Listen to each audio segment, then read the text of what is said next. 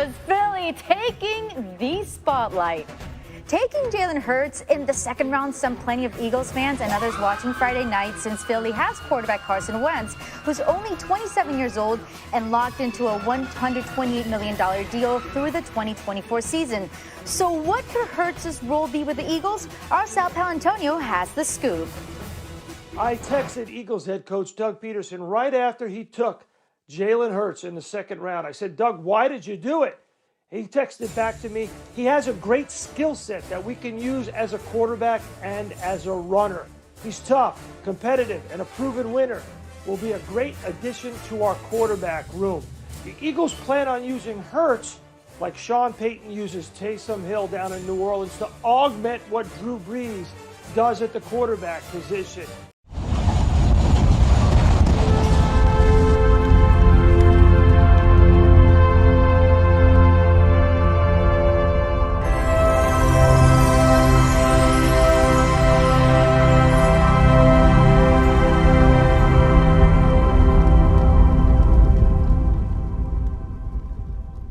What's going on YouTube? It's your main man, Voice of Life, coming at you with another video.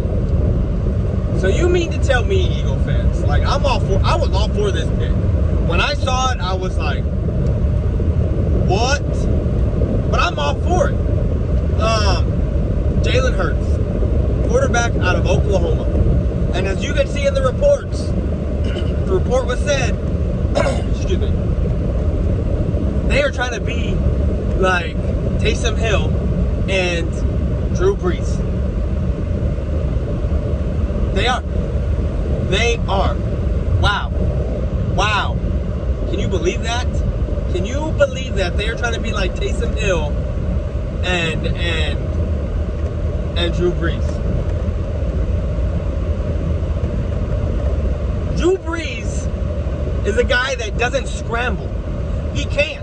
He's too old. That's why they have that Taysom Hill. That's why they have Hill there, to do the running, to do, what are they going to do? Are they going to pass the Hill? Are they going to wildcat? I mean, we already know what's going to happen when Hill gets in there. It's going to be some sort of gadget trick play to him or a receiver. We know this. We know this. And that's why it's become a little bit easier to stop. Now, you have basically blatantly said, we want to be like Drew Brees and Taysom Hill. There's only one problem. You got a quarterback that likes to run. You got a quarterback that can scramble. He can. And that's what makes it difficult. But when you got a guy now that you're drafting that's basically saying, oh no, we need Carson to be a more pocket passer and not scramble. But when we bring in Jalen Hurts, that's when we're gonna do our running. What? You just this is why Eagle fans get made fun of. This is why their fan base gets made fun of. You can talk all the shit you want about the Dallas Cowboys. You haven't been to the Super Bowl since 95. We haven't been to the conference game since 95. You can talk all the shit you want. But what you can't say is that this draft has jacked up y'all's way of drafting. Y'all reached. I'm sorry to say it. Like, look, if I don't give my team biased, because I don't, I was baffled by the picks that we got last year. I really was. It was a bunch of rotational and practice squad guys, even though it was heavy defense. And they sold us a good product, but we all knew what was coming. Anybody that pays attention to the Cowboys knew what was coming. This was all rotational pieces and practice squad guys. We knew that. We know that the coaching staff doesn't like to give new guys the time of day out on the field unless they absolutely have to, which is what happened with LVE. It was like we drafted a number 19 pick, and the only reason why he saw any time was because, hello, Sean Sean Lee got hurt. The only time. And after we saw how balling he was, he stayed out there. He stayed out there. So, we knew what that shit was. But for you, you cannot say that this year, that with the draft that we have, that we've done, CeeDee Lamb, the most elite player at that point in time, more elite at his position than there was for a Delpit or a Chase Hunt. It's true. Delpit was really good, really solid, could be a major star for us. Same thing with McKinney, and same thing with Chase Hunt. Chase Hunt was raw, a little underdeveloped, but he had potential upside. Oh shit. Had potential upside. I almost passed the cop. Speeding up. That would have been bad. Whatchamacallit? The potential upside with Chase Hunt. But with what's his name? I lost my train of thought. But with CeeDee Lamb, this guy's a baller. This guy is a baller, ready to play NFL. Let's go. Same thing with Diggs in the second round. All I'm saying is that Eagle fans, you got no room to talk. You drafted, when we took CeeDee Lamb, you went for Jalen Reagor, a guy who's 5'10", and yeah, his speed may be 4.29, 4.3, something like that. But I just don't see it. You drafted a slot guy when you could have got Jefferson, who's not just a slot guy, but could be your number one. But now you got another guy who's only going to be good in the slot because you put him at the extra wide. No, I don't think so. Not in the NFL. Not at his size. 5'10". You know, I get it. He runs quick. I do. He's a fast runner. But, no. And then, who's your number one? Who are you going to have at number one with Alshon being out for at least for about 6 games? Deshaun Jackson's going to be your one? He's a one-trick pony, basically. Running your go routes. You're open. Yes, he can run the route tree. He can. But he's mainly your guy to fucking run downfield and get open and score those touchdowns, which is why he has the most 60-plus yard touchdown catches. The Eagles get a great, no matter who, so far they've drafted nothing but, aside from one guy, Jalen, because he's going to have to be forced to get in there because they're so thin at wide receiver. They've drafted nothing but backup and practice squad guys. Son of a bitch. I'm going to just hold this now. Drafted nothing but backup and practice squad guys. That's what they drafted. Because you just drafted a safety, and as this video uploads, I will see the other 2 drafts that you get. But you just drafted a safety that's not going to see time. Because you just signed, Parks or whatever the hell his name is? And then you're moving Mills to safety? So your whole draft is basically what ours was last year. That's what it was. That's what it was.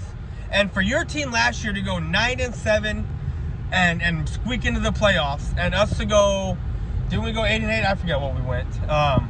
Or y'all went 10 and I forget what the records were last year. But for y'all to go what y'all did and barely squeak into the playoffs, and then y'all to have a draft as shitty as this one, I don't see how you even come close to touching the division. I really don't. I honestly do not. Because if you look at the Giants, and I'm not saying the Giants or the Redskins, or even the Cowboys, because I'm not making predictions like some of y'all have already. But if you look at the Giants, they just lost Trent Williams. But they got the most, and I don't like to use this because I don't like putting labels on these people. Traditional, generational talent. I don't like putting those kind of labels on people. Elite guys, yes, you can name who's elite or who you think you can do that. But generational talents, that's like MJ status before MJ status got MJ status. You know what I'm saying? So, they got to Chase Hill. The Giants got their needs at offensive line, which is what I was saying for what the Giants need to do.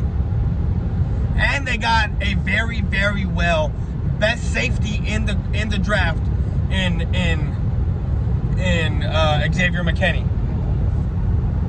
Yeah, him or Delpit are basically interchangeable at 1 and 2 for best safety. And what do the Eagles do?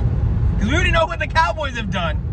And I'm gonna talk about the Cowboys either later today or tomorrow of CeeDee Lamb's pick looking that much more sexy and that much more better and that much higher should deserve much more higher of a praise because of what they just drafted.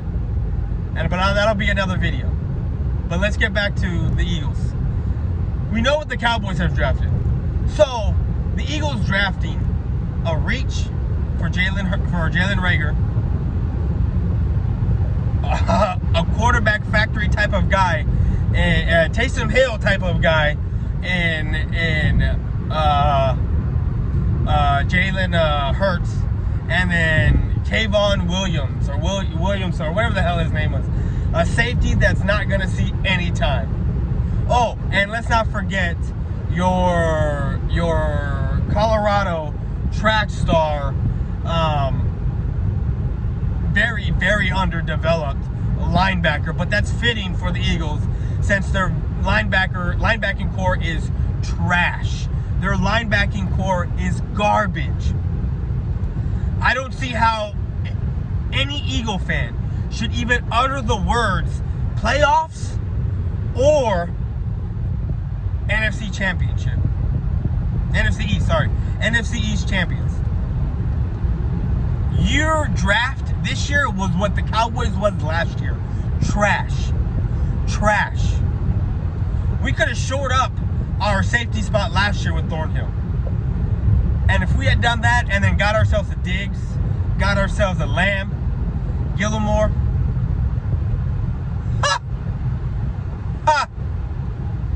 but that's it is what it is. Where we're at now.